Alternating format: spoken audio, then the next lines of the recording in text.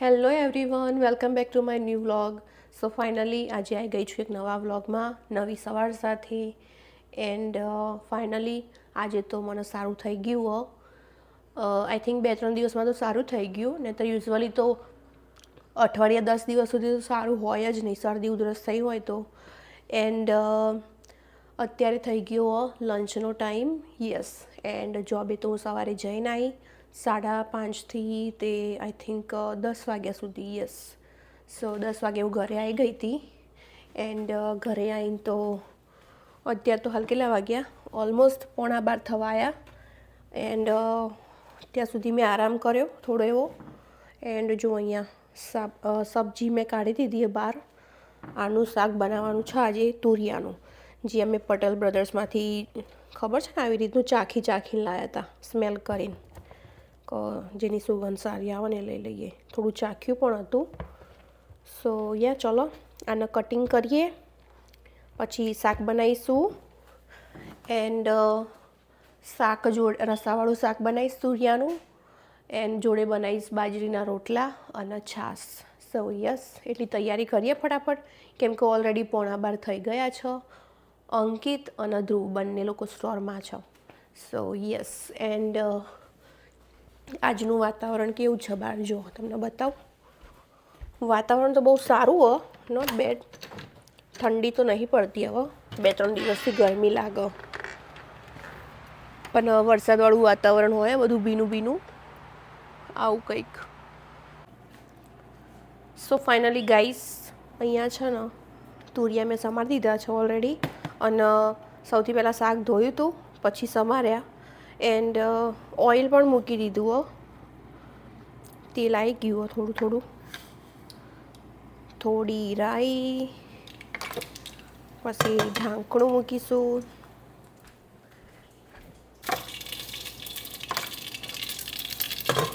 જીરું નાખ્યું અને મીઠો લીમડો નાખ્યો. થોડી એવી હિંગ, લસણ, મરચાં, જે પેલા ક્યુબ હતા ને.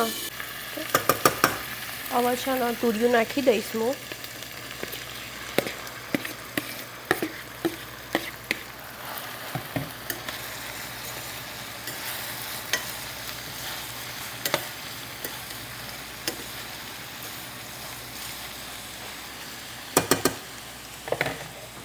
થોડા એવા મસાલા પણ કરીશ, જેમ કે થોડી એવી હળદર, ધાણા જીરું,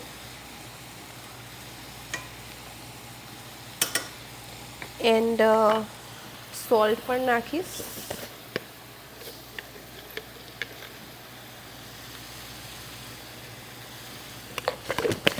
પછી આમાં મેં લીલા મરચાં નાખ્યા છે ઓલરેડી, એટલે હું આમાં છે ને કાશ્મીરી મરચું નાખું, જસ્ટ ફોર કલર માટે. માપનું એવું નાખું છું અત્યારે હાલમાં. એન્ડ સરસ મસ્ત એવું મિક્સ કરી દઉં. એન્ડ છે ને ગેસ મેં ઓલરેડી ધીમો કરી દીધો, ધીમા ગેસે ચડવીશ મસ્ત. હવે છે ને શાકમાં હું પાણી નહીં વેડું, હું ડીશમાં લઈને પાણી ઉપરથી મૂકીશ. સો યસ,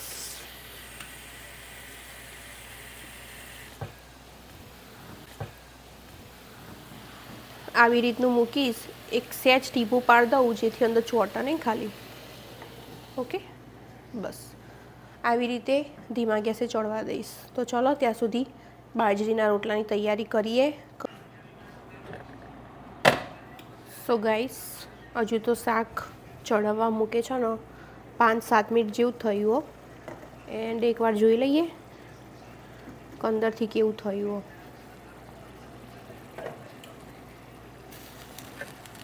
જો મસ્ત રસો રસો થઈ ગયો.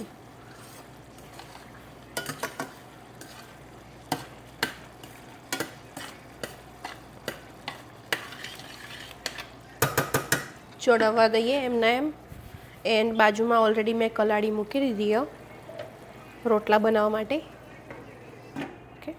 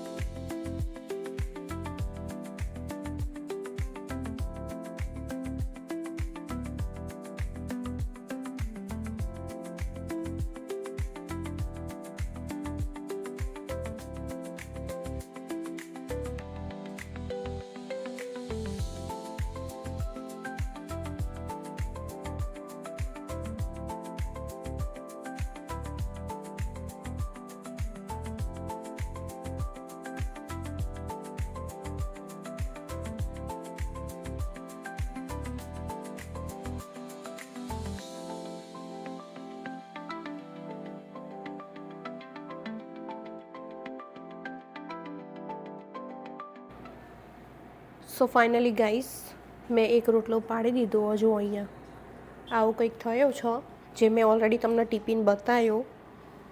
સો યસ, અને મેં ઉપર છે ને થોડું પાણી વેડી આમ હાથ ફેવરી દીધો હતો. યા એન્ડ હવે છે ને હું શાક જોઈ લઉં. ઓલમોસ્ટ થઈ જવા જ આવ્યું હશે, કેમ કે આ શાકને ચડતા બહુ વાર ના લાગે. એન્ડ હવે છે ને અંદર ગોળ નાખીશ, ગરમ મસાલો નાખીશ એન્ડ કોથમીર નાખીશ. બસ દેટ્સ ઇટ, પછી પતી ગયું. સો જો ગાઈસ, એક બાજુથી રોટલો ચડી ગયો હતો સરખો, એટલે પછી છે ને મેં આ રીતે ફેરવી દીધો, એનો બીજી બાજુમાં પલટાઈ દીધો. સો એક બાજુમાં કંઈક આવો ચડ્યો હો. સબ્જીમાં હું ગોળ નાખું છું થોડો, એન્ડ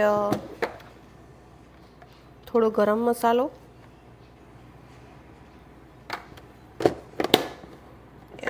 કોથમીર. ઓકે,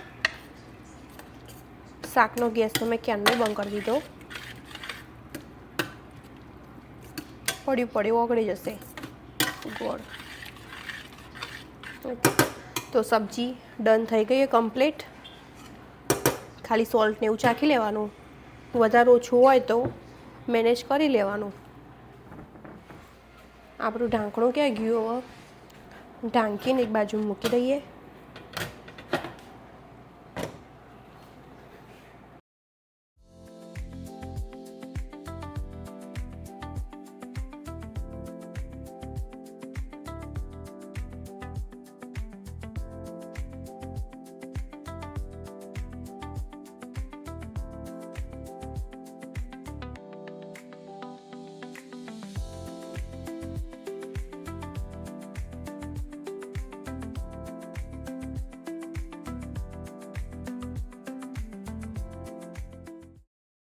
સો ફાઇનલી ગાઈસ, બપોરનું જમવાનું પતી ગયું હતું ક્યારનું એ, અને કામકાજ પણ પતી ગયું. એન્ડ જોડે જોડે કચરો પણ વાળી લીધો. સો યા અવાજ જતો રહે અમુક ટાઈમે મારો. બધું કમ્પ્લીટ થઈ ગયું. એન્ડ હવે દવા બવા લઈને થોડો આરામ કરીશું, પછી રાતે મળીએ જમવાનું બનાવવાના ટાઈમે. તો ચલો મળીએ રાતે. સો ફાઇનલી ગાઈસ, ડિનરનો ટાઈમ થઈ ગયો છે, એન્ડ ઓલરેડી મેં ડિનરની ખાસી એવી તૈયારી કરી દીધી છે. સો તમને બતાવું, અહીંયા આ રહ્યું બેટર છે ને, મેં બપોરે આઈ થિંક સાંજ થવા આવી હતી ને ત્યારે મેં પલાળીને મૂકી દીધું હતું, જે છે ઢોસાનું બેટર. જો છો ને, એન્ડ એક બાજુમાં છે ને આ બધી અમુક વેજીટેબલ્સ કાઢ્યા બહાર, એટલે આજે હું બનાવવાની છું જીની ઢોસા. યસ, સો એના માટેના બધા વેજીટેબલ્સ બહાર કાઢીને મૂક્યા, અને મારો અવાજ ખબર નહીં ફરીથી આવવાનું જાય. સો એને મસ્ત ચોપ કરી દઈશ ઝીણું ઝીણું, અને આજે અલગ ટાઈપથી થોડો મસાલો બનાવીશ. મસાલો બનાવવાની બધી વસ્તુ બહાર કાઢીને મૂકી દીધી છે મેં. મારે એમાં જે પણ કંઈ મસાલા કરવાના છે, જે પણ કંઈ સોસીસ નાખવાના, બધા બહાર કાઢી દીધા, જેથી કરીને કોઈ પણ વસ્તુ સ્કીપ ના થાય. સો યસ, સૌથી પહેલાં તો છે ને હું બટર નાખીશ અમૂલનું, એન્ડ પછી આ બધું નાખીશ.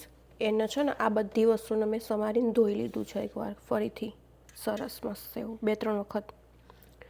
એન્ડ ટમેટોસ કાપ્યા. એક બાજુમાં મસાલામાં જો કાશ્મીરી લાલ મરચું લીધું, ગરમ મસાલો લીધો, એન્ડ સોસીસમાં 3 લીધા અલગ અલગ, રેડ ચીલી, પછી schezwan chutney, and sweet and sour. Oh no sorry, hot and sweet. Yes, બસ આટલું જ લીધું અત્યારે હાલમાં તો ચલો હવે રેડી કરીએ મસાલો બનાવવાનું.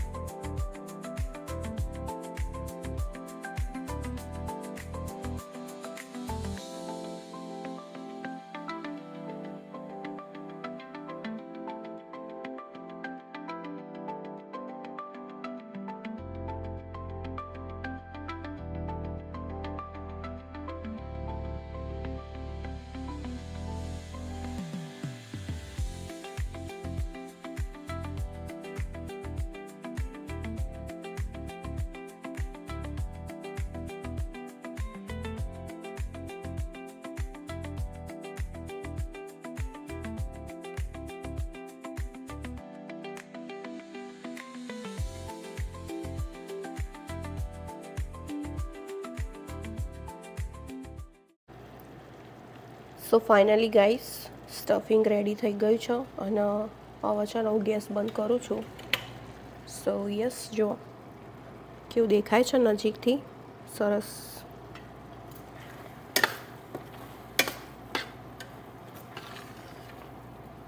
ઓકે, તમે તમારા લોકોને અગર મેશ કરવું હોય તો મેશ પણ કરી શકો, પણ હું મેશ નહીં કરતી. જો આવું કંઈક રાખ્યું છે, દેખાય.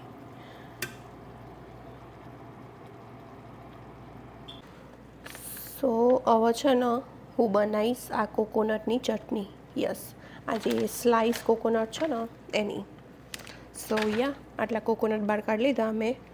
હવે એમાં પાણી વેડીને એને એક વખત ધોઈ લઈએ, પછી બનાવીએ ચટણી. ચટણી બનાવી દીધી અને એનો વઘાર પણ કરી દીધો. સો આજે છે ને સાદો સિમ્પલ વઘાર કર્યો, બીજું કંઈ એક્સ્ટ્રા નાખ્યું નથી મેં. મીઠો લીમડો નહીં કે બીજું કંઈ નહીં, લાલ મરચું કશું જ નહીં, બસ આટલું જ નાખ્યું.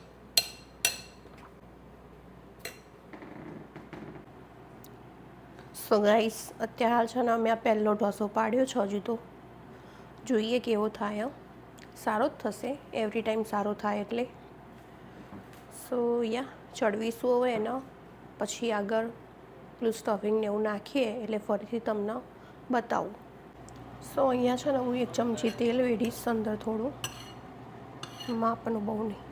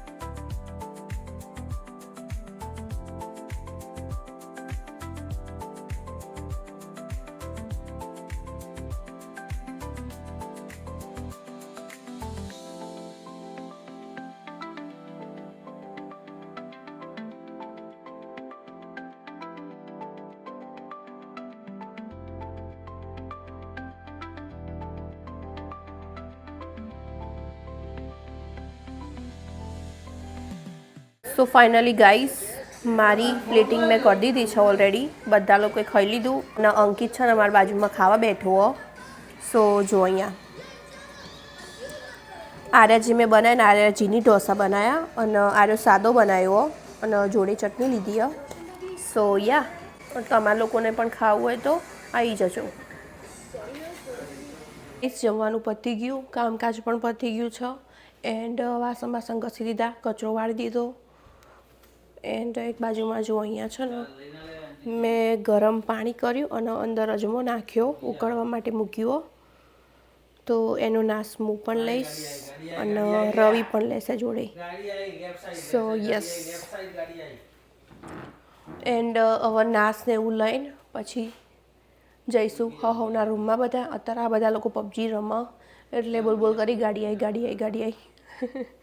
સો યસ, એન્ડ મળીએ આવતીકાલે નવા વ્લોગમાં નવી સવાર સાથે. તો આજનો વ્લોગ કેવો લાગ્યો કમેન્ટ કરીને જરૂરથી કહેજો. બધા લાઈક, શેર અને સબસ્ક્રાઈબ કરી દેજો. કમેન્ટ કરતા રહેજો. જય શ્રી કૃષ્ણ, જય માતાજી.